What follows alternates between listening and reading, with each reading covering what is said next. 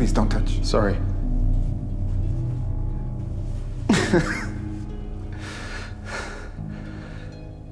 It's quite a collection. An ever-expanding collection. You mean? Yep. Tonight's the night, baby. You were right about one thing. Tonight's the night, baby.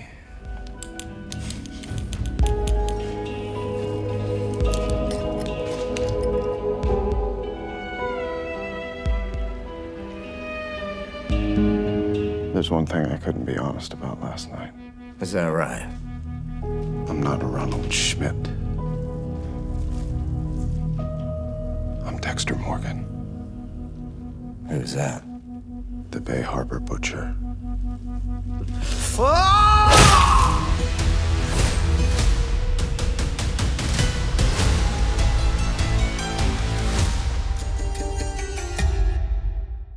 So, Dexter Resurrection, Season 1, Episode 4, titled Call Me Red.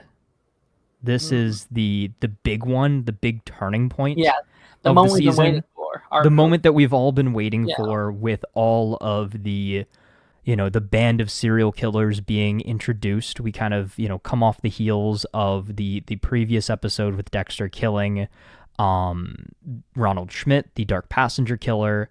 He's kind of cleaning up in his whole setup there. Again, I kind of love the funny gaming setup that Dexter's in. He does the classic little chair spin as he's looking at the invitation, making his last minute preparations, picking up the trophy to take with him and everything. And you have his conversation with Harry, which I really liked there as well. And Harry's trying to be his voice of reason. Hey Dex, remember why you're doing this. Number one, this could be a trap.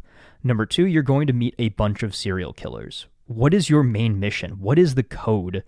What was it designed for? What are you doing? These people are not your friends. Maybe you can connect with them, but you're going here. You have a job to do. So don't get too attached, which I think is a really good sentiment. And Dexter ends up kind of doing the same thing that he always does in situations like this, is he goes in, he wants to learn from these other killers because he wants to learn how he can take aspects of their lives and, how that can influence his life and how that can make his life better going forward. But I think the interesting part of it, the irony of it, is that Dexter has only survived as long as he has because he is Dexter. He doesn't do all of the other dumb stuff that these other killers do. When he is going to the park to get picked up by Uma Thurman's character, by Charlie, she's like, "Oh yeah, aren't you surprised we found you? It only took us 3 weeks." And then Dexter's inner monologue, "It only took me 3 days."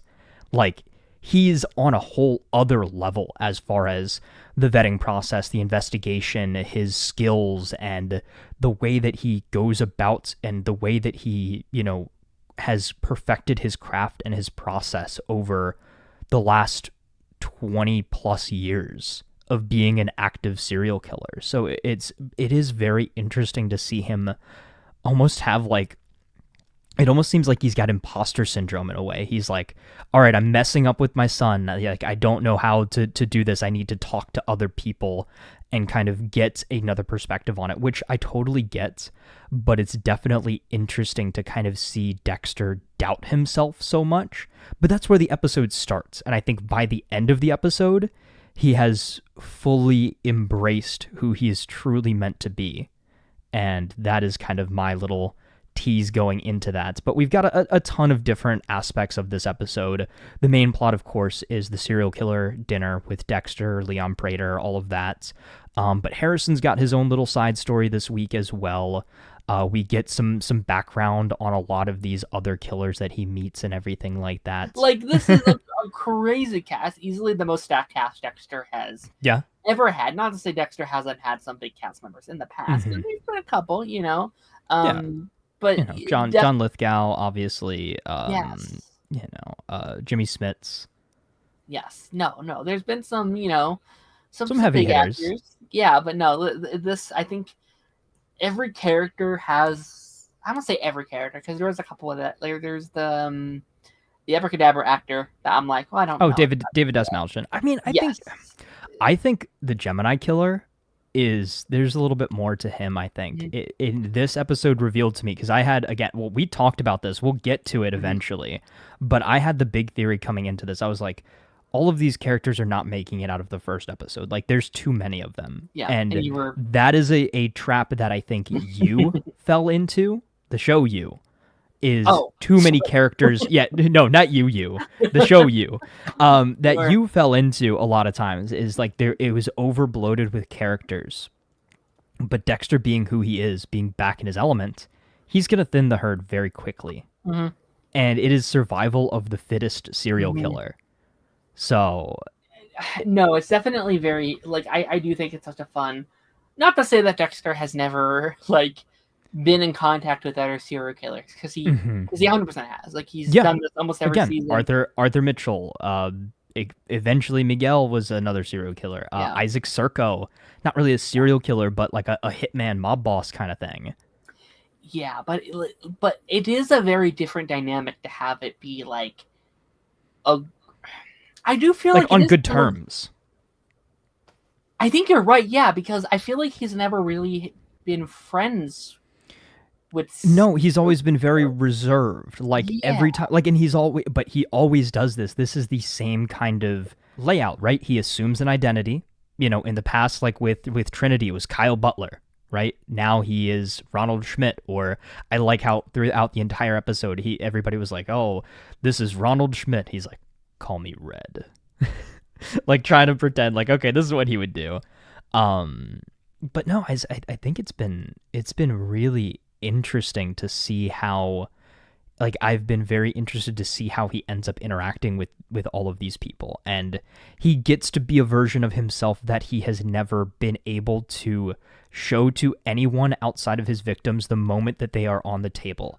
And he is being so honest while also hiding so much at the same time.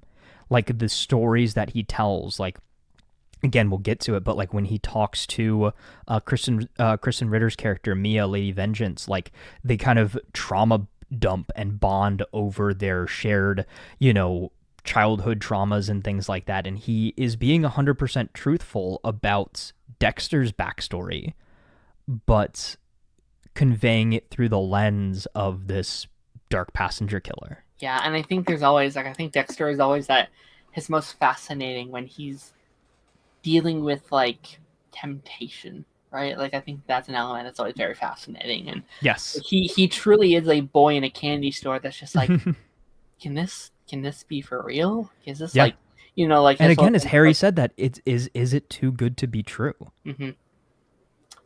And yeah, I think, like, not to jump ahead, but like I do think like where he goes next is very fascinating to me, because he broke rule 1 day 1 and like how is that going to work? And like I think, like, what's very fascinating to me is, like, I think he could have got up there and told them almost the entire truth, and they would have been like, well, hell yeah, this is awesome. Like, I think if he was like, I killed Red, I am the Bay Harbor Butcher, they'd be like, bravo. And I think they would have welcomed him in, outside of the fact that the Bay Harbor Butcher is known for killing other killers, and that would have been like that's the one little wrench in it. He is like, I think he is the monster that they tell stories about in that circle, right? Is like, I feel like these kind of characters are, high on life, sort of like on top of the world, nothing can stop us. But that one man, he scares me, that kind of thing. Like he is Baba Yaga. He is the boogeyman.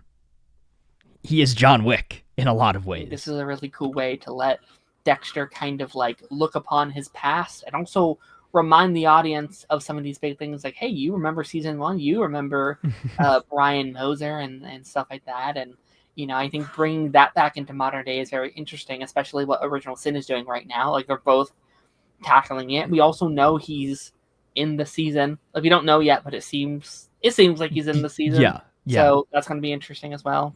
Yeah. So I guess, yeah, let's move into that. So Charlie picks him up, takes Dexter, or Red, to Prater's mansion.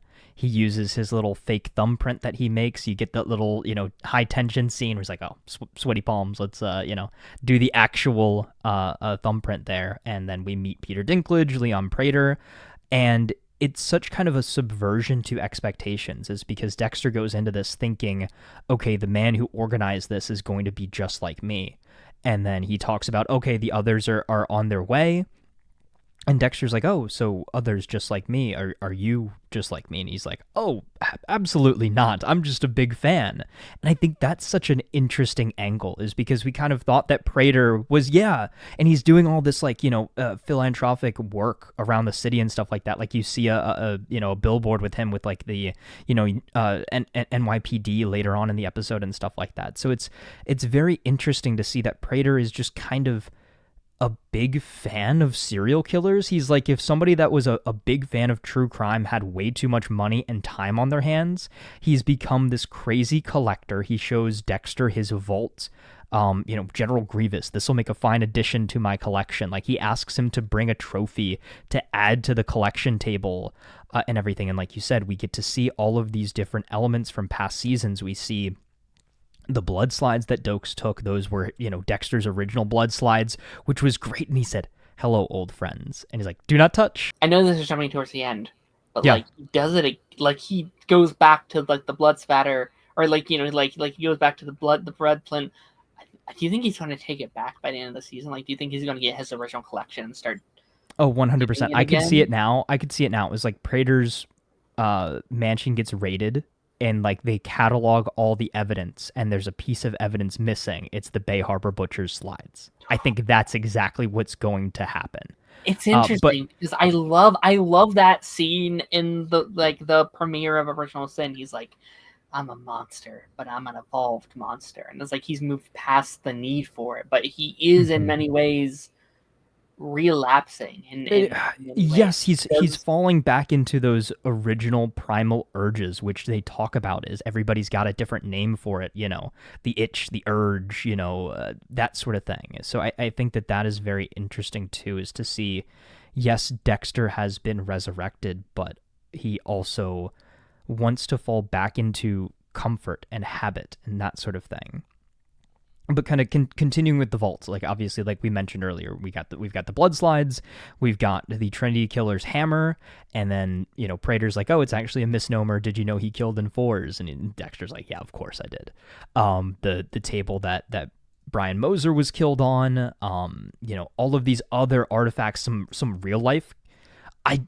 He's a collector. He has his way. You got the Pogo the Clown, but the New York Ripper, which got mentioned, and we know that the Detective Wallace worked on that New York Ripper case as well. So that's very interesting, and that kind of again ties into all of these theories of maybe the one that got away, and if she finds out that Dexter is infiltrating these people, crossing all the T's and dotting all the I's, she puts all the pieces together and is like, I could use this to help solve these unsolved cases.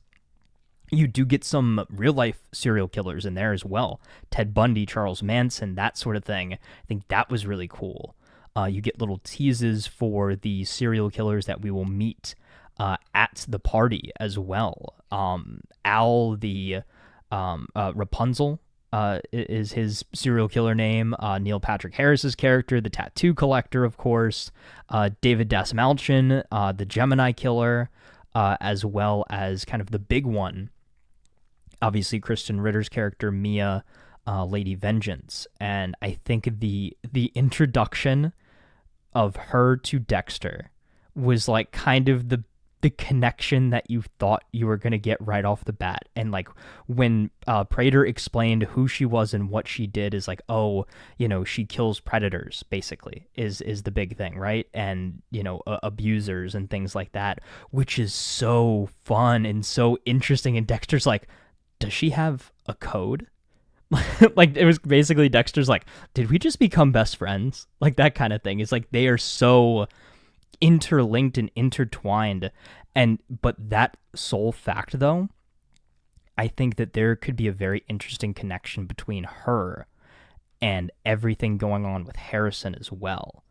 Because think about it, Harrison's victim also fits the profile of what one of Mia's victims would have been. Yes, it's the disposal was the MO of the Bay Harbor Butcher. But what if the NYPD eventually starts thinking, okay, maybe these two killers teamed up? Something like that could be an interesting direction. I feel like there's a connection to Lumen there as well, right? Because Lumen had a very yes, similar. Yes. I'm not gonna say it's her way of bringing her back. She's dead, right? But well, that would be interesting if she got a mention at least. Something like I feel like maybe Dexter's like, oh well, I had a friend who had a very similar mission to yours, or something like that. I think that would be very interesting. Oh no, wait, Lumen's not dead. No, she's not dead, but she's just gone. That's right. Okay, they're all blonde. I apologize. They were a couple seasons apart. What's the collector's name again? Prater. Leon Prater. Okay. Yeah. I said a couple weeks ago that I didn't think he was our main villain. Yes. This season. I 100% don't think he's the main villain of the season. Okay. I kind of disagree now. I kind of now think he is. Because I think that's way more fascinating. I think it's really, really interesting to have a season of collecting serial killers. But instead of the one who is actually the serial killer, it's the one collecting them and bringing all the... I think that's slightly more interesting. I think he's an antagonist. I think that he will be a target of the NYPD because he has all of this illegal evidence, but I don't think he is truly the villain. I still think it's Charlie. I think it's Uma Thurman's character. I think, yes, she is very loyal to Prater and everything, but I think the moment that she starts seeing the cracks, and I feel like we're almost kind of getting those elements, like she is very, at the end of, even skipping forward to the end of the dinner party, Prater's like, oh, I think that went quite well. And Uma Thurman's character's like, yeah, sure, dude, whatever. Like, I'm just doing my job kind of thing. Like, I think that she seems very dark and mysterious and that sort of thing. And we were introduced to her before we were even introduced to Prater. She has already killed one of the serial killers that was supposed to be a member of the club because he turned on the group. So there is then precedent for her to potentially, very much so enforce Prater's rules to possibly the extreme, which will then play into everything that we saw play out as the episode continued. I think there's an opportunity to do something very different than we have with any other Dexter villain. And I'm not saying Uma Thurman's character wouldn't, because has there ever been a female villain before? Has that ever happened? Lila? Outside of Lila, no. Yeah. And a lot of people will say, like, in a weird way, that Dokes was the villain of that season. That, and you could be like Maria, the villain of season. Well, because again, you had Dokes, you also had the Skinner and all of that kind of stuff. Yeah. But I always think of season 2 as Lila being the villain of that season. And speak of the devil, dude. Like, I got a couple of little Lila vibes there from Mia this week. Christian? As far as... Is that Christian's character? Kristen Ritter's character, yeah. Okay. Yeah, so again, a female serial killer that immediately connects with Dexter, understands his dark past and everything like that, is being kind of seductive, I guess is the best way to put it. Like, I think that is how things started out with Lila. You're right. And Dexter was like, oh, this person who really gets me, they understand me on this personal level. Everything? Yeah. Yeah, it's like, care for a glass of wine, Mr. Passenger. I do think I already like her more than Lila. Oh, 100%. No, I really already like this character a lot. I like her a lot. I don't know how much of it is I like her or if I just like Christian Riddler as an actress. Like I like her in everything I've seen her in. And it is funny because I did say, literally, I don't know if it was last week or the week before, but I was like, I'm good with love interest. Like, I don't think Dexter needs another one. I'm like, all right. You're like, oh man, this one might work. And hey, to be fair, it's not another blonde love interest for you. So, it's not. Hey, that's a win. He's broadening his horizons, right? Sure. Do you think it's genuine? Do you think her friendship with him, the seductive nature, because I fell for it, until this very moment I was like, yeah, of course it is, but I was like, yeah, she's a serial killer, she could be playing some angle. But I'd also get if she was just lonely, right? Like she's like a serial killer can't connect on the intimate level. I think in the same way that Dexter partially is genuine with how he's interacting with all of these people, but also I think there is an ulterior motive. I think it's going to be very interesting once she figures out who Dexter really is, and once Dexter truly understands who she is as well. I think he needs to do his proper vetting. Just like Harry said, again, like Harry popped up during the dinner, right? Dexter goes to talk to him and he's like, dude, what are you doing? Like, these people are they're not your friends, they're your victims, is what he tells Dexter, which I thought was a very, very powerful line. But also, again, trying to like put his head on straight. And further on in the episode, you're supposed to be, killing these people. What are you doing? You're setting up a date with Lady Vengeance. Like, and he smacks him in the head. Like, come on. I think that's great. Is that the first time that he's physically interacted with his dark passenger? Like, I don't think Harry's ever like physically touched him or anything. Like, maybe he's like handed him things. His sister did, for sure. You're right. You're right. Yeah, you're right. But that seemed different to me. But it's so Harry interesting. It's so interesting. And then so at the dinner, we have a little show and tell time, and that's where Neil Patrick Harris's character, the tattoo collector, talks about his process as a killer. And he finds this young girl who's getting a new tattoo that he wants to add to his collection. And Dexter's like, okay, you've just made the top of my list. He is exactly somebody who fits the code. He is going to kill an innocent person. He has proof that this man is going to kill another innocent person, so he needs to stop it before it happens. And we'll put a pin in that, or I guess a tattoo needle in that. And I want to take a brief reprieve and kind of talk about all the other side stories that were going on.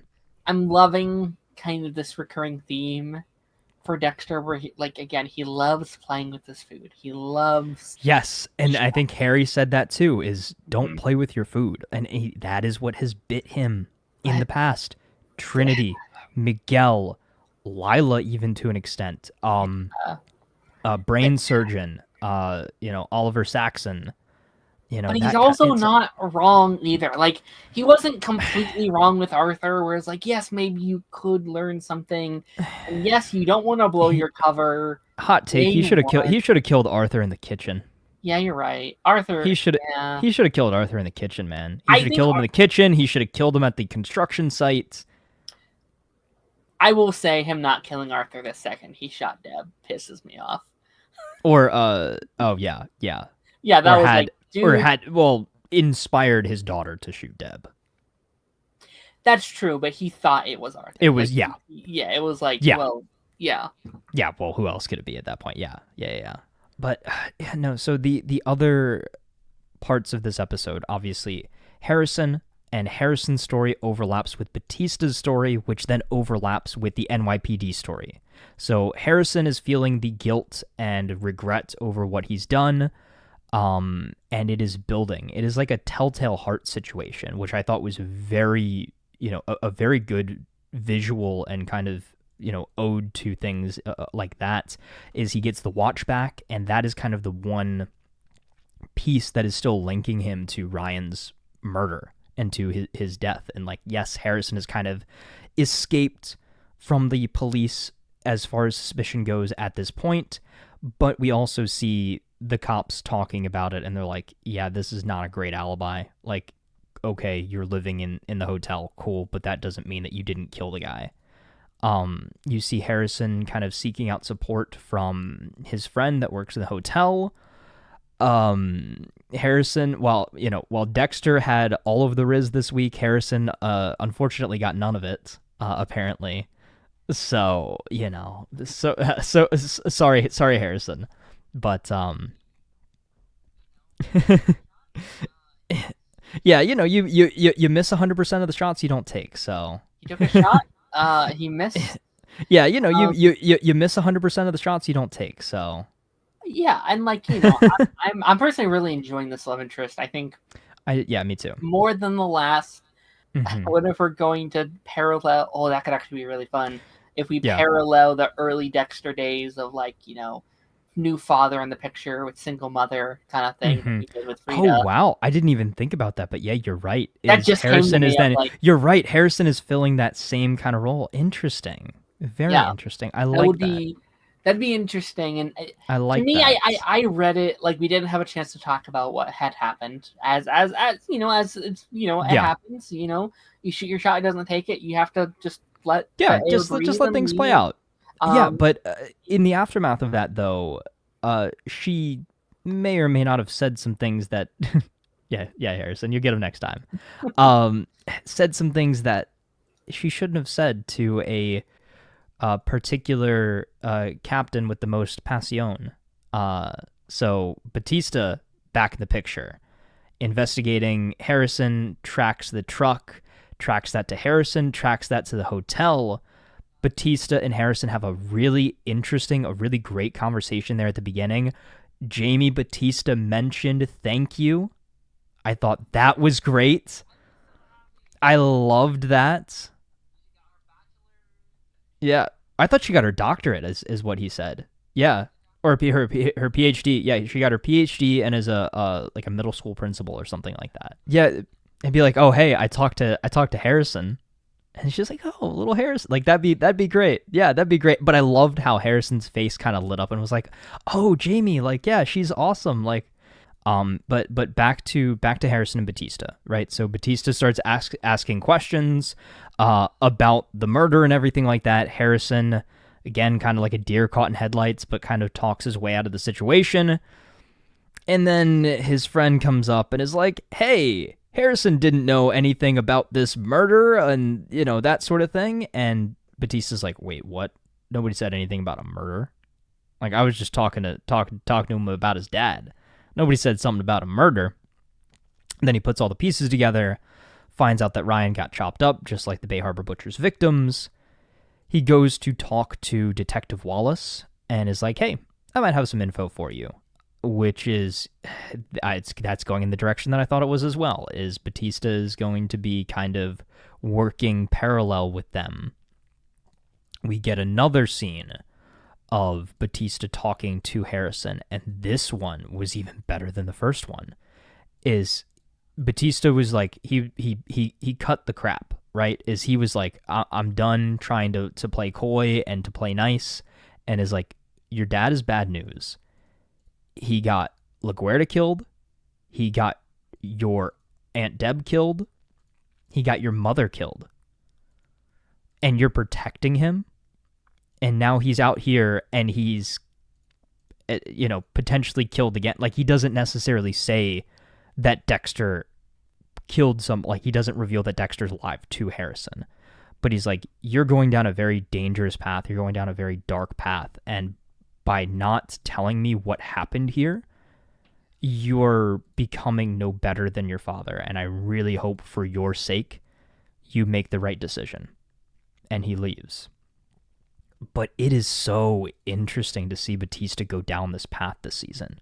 Like, we talked about this before the stream started, is the joke originally from the old show was, between Batista and Quinn, 0 cases solved. Like, oh, these two cops knock on your door, you're fine. Like, that kind of thing. Like, kind of they're the screw ups of Miami Metro in a way. Like, I know they weren't, but that was kind of the joke, is they were, not solving any cases because Dexter was always throwing everybody off and saving the solves for himself, basically. But Batista has locked in and done some serious Batman-level detective work, put all the pieces together, and is on a vengeance tear, trying to expose what he already knows is true now. And he is doing this out of, I think, number one, trying to avenge LaGuerta's death, 100%. But I think also Batista feels hurt and feels betrayed and feels like an idiot for allowing all of this stuff to happen under his nose, behind his back, for over a decade. He called this man a friend, a brother, And he, again, like he said, he mourned his death. He spoke at his funeral, and only to then find out he's still alive. He hid that from him, and that he was this famous or infamous serial killer that the department was after for years, and again led to the deaths of many of his friends, Dokes, Deb, LaGuerta, and everyone else in between. Like, I cannot fault Batista for what he's doing as somebody from the outside looking in. But as a fan of the show, as a fan of Batista, as a fan of Dexter, as somebody who knows what happens when somebody learns about Dexter's true nature, what is the first rule of the code? Don't get caught. Go ask Logan what happens when you find out who Dexter really is. Go ask Dokes what happens when you find out who Dexter really is. Go ask Lila. You can't. They're all dead. Yeah. But I think it's so interesting what we're building to. Again, connecting all of these pieces of Harrison is connected to this death. It's the same style of killing and cleanup that the Bay Harbor Butcher did. And now this all ties into the end of the episode. Because Neil Patrick Harris, the tattoo collector, is off to do what he does, collect another tattoo.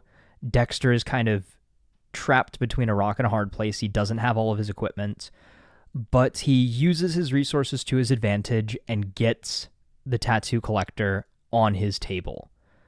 And this is the classic setup. He's got the apron on, he's got him wrapped in plastic and everything, but Dexter's back to his old tricks. Tonight's the night, baby. He takes his little, blood sample, he does the blood slides, and I love that picture of Dexter just looking at the slides, holding it up. That's going to be my thumbnail for the video. And he's back to who he truly is. I think, they had a great conversation. Neil Patrick Harris's character just kind of accepted his fate. He's like, oh, shoot, well, I've been on the other end of this so many times. I know what's happening here. Like, I know this is it for me.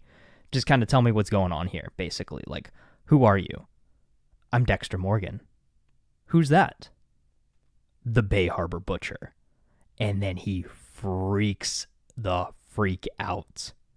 I loved it. Again, you get the music swelling. You get Dexter's kind of release. And, dude, it just was such a well-crafted scene. It was such a perfectly staged scene. The lighting, the dialogue, the music, the facial expressions, and the storytelling in the dialogue and the inflections. It was such a well-put-together scene. And how I talked about last episode of him killing Red being, Dexter's true resurrection and Dexter's true kind of, reassumption of his past identity. It was even more so with this. Is he, for the first time ever, truly embraced who he is. He embraced the name. He called himself the Bay Harbor Butcher. Back to season 2, when Dokes found him. I got you. You're the Bay Harbor Butcher. I really hate that name. Like, he never wanted to go by that. He preferred Dark Defender, or as Batista called him, Dark Avenger. I think that was kind of funny. But he's truly accepted who he is. And I think that that's because of his interactions with the other killers, with Prater, by seeing his old trophies, and by talking through some things with Mia. And I do really think that that's going to be a very interesting direction to go in. But now he's killed Lowell, and there is now a vacancy on the council that will not go unnoticed. And Harrison's like, so what do you do now? And I love Dexter's little freak out is like, you're the one who told me to do this. Like, I'll figure it out. Like, this whole operation was your idea. But I think that's going to be very interesting. I think Dexter's going to find a way through it pretty quickly. But yeah, man, like that scene was so good. That scene was so good. And then it carries on to the end of the episode. Harrison, again, all of these different ideas that have been kind of swelling, everything from Batista kind of rattling around in his head, talking about, okay, you're no better than your father, that sort of thing. He goes to the police station to try to turn himself in, and then you get a grab on the shoulder, turn around, Harrison, don't. And it's Dexter, revealing himself to Harrison that he's still alive. Roll credits, end of episode. Interesting theory that I thought about. What if it really wasn't Dexter? Because him and Harry just very recently had that conversation, like, I'm not ready to go back and see him yet. What if he doesn't want to see me? What if Harrison has now manifested his dark passenger in the same way that Dexter manifests Harry? Because again, he still thinks Dexter is dead. I know that's kind of an out of left field kind of thing, but I wouldn't put it past them. Like, I think at face value, yeah, Dexter's going to help his son make sure he doesn't make a mistake by turning himself in. But wouldn't that be an interesting subversion to start the next episode? And Dexter's somewhere completely different than, that scenario right there in front of the police station. Or maybe like Dexter's in the car watching this happen. Like, he didn't actually go up to stop him, but he sees Harrison stop, turn around, look surprised, and then walk away. I think that would be very interesting. Again, I'm so impressed how long they've waited to have this reunion. Like, I think it's very ballsy to wait until potentially episode 5, if not longer, to do this. And I think that's pretty awesome. I'm curious to kind of see where the season goes from here, because this is technically what the whole theme of the season was supposed to be, going to find his son, right? Yeah. And he's really got distracted. I think that's really funny. It's like, ooh, shiny, Dexter's always getting distracted. He's getting distracted by people, shiny objects, murders, everything. Yeah, no. I think it probably will be Dexter, but I also would not be shocked at all if it was an illusion, at least like for an episode, because I do think I think there's a fun aspect to play with of like, is this real? Yes. Or maybe it is him, but he doesn't believe it's him for the whole episode. Yeah, you're right. You're right. I think by the end of episode 5, Dexter will physically be there with Harrison. And they're going to be like, all right, we got to figure something out. Like, I'm investigating Prater. Batista's investigating you and me. The cops are investigating us. We're being very much so closed in here, and we've got to find a way out of this. And again, I still think that the best way forward and the only way forward and the only way out of this for Dexter is to work with Detective Wallace and somehow maybe play on her connection and maybe failed investigation of the New York Ripper that we had mentioned this episode, and pitch himself as the solution to the problem and say, hey, I taught Harrison to do this. He was just defending this girl. Like, don't throw the book at Harrison. Use me. And that's what, again, makes him the CI, gives him immunity from Batista's investigation as well. I think he could very easily solve all of his problems with one. Exactly. He's like, all right, I will catch and kill all of these other serial killers for you if my son goes free and you keep Batista out of my way. So you could almost see the detective kind of keep trying to throw Batista off the trail, off the scent, which leads me to another very interesting point here, right? Again, as we talked about this a little bit earlier, is what if we somehow end up at a point where we frame Mia for Ryan's death? Because again, Ryan is the type of person that Mia would go after. Lady Vengeance would go after Ryan. So what if she's like the last one left? And Dexter's having a really tough time killing her because she is doing, for all intents and purposes, the same thing that Dexter is doing. And then he has to make that decision, maybe, is save Mia or save Batista. And maybe Harrison makes that decision for him. And I think Batista's death is going to be an accidental death by Harrison. Dude, there's so much. Like, again, I've not had this fun speculating in a while. And this was a big episode too. This was over an hour. This was like an hour and 7 minutes, an hour and 6 minute episode. This was insane. What threads do we wrap up? Are you right that we're going to like a different city come season 2? How much of this do we wrap up? Because like some of these characters, like Mia is a character I'd like to keep around. Like she's a character I would too. I'd watch a couple seasons with her, and play the long game. And same with Blessing, and same with these agents. Yes. And, you know, which is, thank you for mentioning Blessing. That's the one element that we didn't bring up, is just a small little scene. But Dexter sees Blessing and his family doing kind of like game night and that sort of thing. And he's like, these are great people, but they're not my people. And it's like, Dexter, those aren't your people either, buddy. Those. Yeah. He wants them to be, but they aren't. And yeah, like I'm really enjoying like the. You know, I've said it the last couple of weeks, but I think the show's strongest point so far are these characters, and I think that's Dexter. I think that's Dexter. That's always been Dexter's strength, is being able to create these characters that feel like they have so much life and so much personality. Mm-hmm. It's almost a shame we killed off Neil Patrick Harris. But that was my theory from the beginning, that he was going to die immediately. Even and Red, he did. Like I really liked, like the concept. Like it's interesting because all of these. Like all these killers could be full. They could be. Villains. They could be, but I think it shows just how in tune Dexter is with himself, that he can kill a quote unquote big bad. He killed 2 big bads in 2 episodes. Yeah. I do think also one final piece that I forgot to mention here was, again, Dexter obviously assuming Red's identity, had to adopt all of Red's characteristics, and I thought the funniest running joke this entire episode was that Red was a vegan, and that the fact that, oh hey, I've prepared this special vegan meal for you, while Dexter is like eyeing all of this tomahawk steaks and prime rib and everything like that, and it's like, nope, here's your vegan meal. I think that was the worst torture of all.